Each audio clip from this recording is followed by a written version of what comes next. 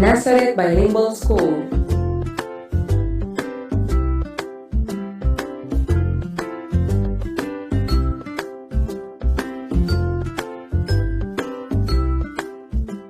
Anchor text: The Pony Express by Jerry Wabash. More than anything, Jack wanted to get out of the small town where he lived and have an adventure. But there was one problem. His parents relied on him to help on the family farm, and they would never let him leave Taylorville. "When you're older, maybe you can think about leaving home and having a romp," Jack's father told him. "But for now, you're staying put right here." Jack wasn't satisfied with this answer. The year was 1860, and Jack was 16 years old. He had spent his entire life on the farm. Many young men, some even younger than Jack, had already left Taylorville. Some went to the cities of the East to try and find work in factories, while others went west to California to search for gold. Even Jack's best friend Jacob had gone to California 6 months earlier, certain that he would discover gold and soon be sending money back home to his family. At dinner one night, Jack attempted to convince his parents that he could do the same thing. "Pa, you know we need a new plow and lots of other supplies," Jack offered. But as always, his father refused to give him permission to leave the farm. "You might find a lot of gold, but you might not find any gold at all," his father replied sternly. "It's not like a regular job that pays real money every week. And if you go, then you leave us high and dry. I won't allow it." Jack's mother nodded in full agreement and then added, "Don't forget, you're small for your age. It's just too dangerous for you." Jack said nothing further about it, but in his head he was making plans. The next morning, Jack went through his usual routine of chores. First he fed the chickens and the cows, and then he spent the rest of the morning cutting firewood and checking the crops. When he was done with that, he mended the fences and wheeled hay into the barn for the horses. Late in the afternoon, when his father was gone, Jack grabbed a few of his belongings, quickly kissed his mother goodbye, and headed into town. Jack was going to seek his adventure. He knew his father would be furious when he got back home and found that his son had vanished without a word, but he was too excited by his newfound freedom to care.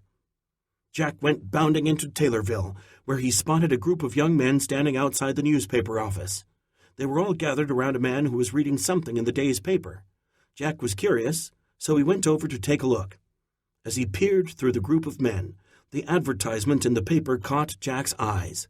It was for a new mail delivery company called the Pony Express. Jack thought it was a joke at first. $100 a month was an incredible amount of money. It was 3 times what most grown men made. Best of all, the company needed small young men. Jack couldn't believe his luck. Jack didn't waste a minute. He ran to the Pony Express office to sign up for a job, and the company hired him right on the spot. "We'll provide the horses for you to ride," explained Mr. Bennett, Jack's new boss. "We choose 'em carefully to be small, strong, and fast. Once you start working, you'll understand why." Jack's first assignment came quickly. He had to carry a sack of mail 50 miles, about 80 kilometers, west across the plains to the town of White Cloud. The Pony Express was a new idea. Mail delivery stations were placed 10 miles, about 16 kilometers apart. That's how far a horse could run without getting exhausted. At each station, the rider would change his horse for a new one. It would take Jack 5 horses to get from Taylorville to White Cloud, but it would take something else too. Bravery. Jack thought he would be too nervous to ride, but Mr. Bennett escorted him to the stables and told him not to worry. "Just ride as fast as you can," he said. "Watch out for troublemakers, and whatever you do, don't lose that mailbag." Jack put the mailbag over his saddle and jumped on his horse. They exploded across the prairie at full speed. With each stride, they got farther and farther from town. Soon Taylorville was just a small smudge in the distance behind him. "This is amazing," Jack thought to himself. He was the farthest away from the farm he had been in his whole life. Then Jack saw a storm approaching. The clouds overhead darkened, and lightning began to flash brightly.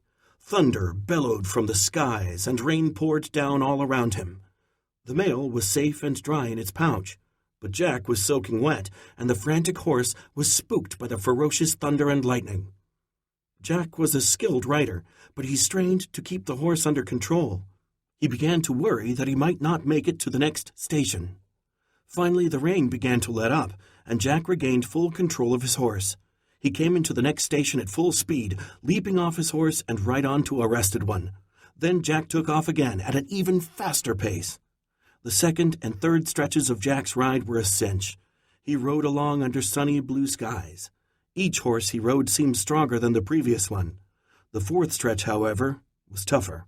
The horse Jack was riding wasn't very fast, so while he finished the ride easily enough, he knew he would have to ride faster than ever on the last stretch to make up the time. Jack kept picturing the impatient rider who was waiting for him at the next station to hand over the mail sack. Jack was only a few miles out of town on his last stretch when he noticed another rider coming toward him. At first, he thought it might be another Pony Express rider carrying mail back toward Missouri. But then the rider stopped and blocked the path in front of Jack. "Stop right there," the big man ordered. "I want you to get down off the horse slowly and hand over the mailbag.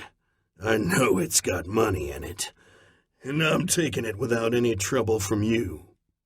Jack had no idea what was in the bag because it was secured with a large metal lock, but he had been tasked with keeping the mail safe. At the moment, though, the man was large and threatening. Jack jumped off his horse and tossed the mailbag onto the ground. The greedy man climbed down from his horse, lunging toward the bag. As soon as he did, Jack scooped up some sand and threw it in the man's face. "Ah!" the man screamed, rubbing his eyes. "I can't see! I can't see!" As quick as lightning, Jack grabbed the mailbag, leapt onto his horse, and galloped toward the next station. When he arrived in town, Jack handed over the mailbag to the next rider, right on time. Jack explained what had happened to the station master, Mr. Henderson, who was very proud of Jack. "You made a very difficult ride," Mr. Henderson told him, "and you defended the mail. In my book, you deserve to be called a hero for being so brave." Jack's ride back to Taylorville was uneventful compared to the westward trip, but the closer he got to Taylorville, the more anxious he became. Jack knew he'd have to face his father when he returned. He may have survived a terrible storm and bravely kept the mail safe in the face of great danger, but Jack was just plain scared at the thought of his father's anger and disappointment. And yet, a strange thing happened when Jack finally made his way into Taylorville. As he rode into town, he saw his father standing outside the Pony Express office. As soon as Jack's father spotted him, he rushed over to greet his son. Apparently, news of Jack's bravery had reached his hometown before his return. "You shouldered a great responsibility," he whispered into Jack's ear as they embraced, "and I'm proud of you. But most of all, I'm glad you're all right and didn't get hurt. Now, Mr. Pony Express, come on home with me. Your ma has fixed a big meal for you."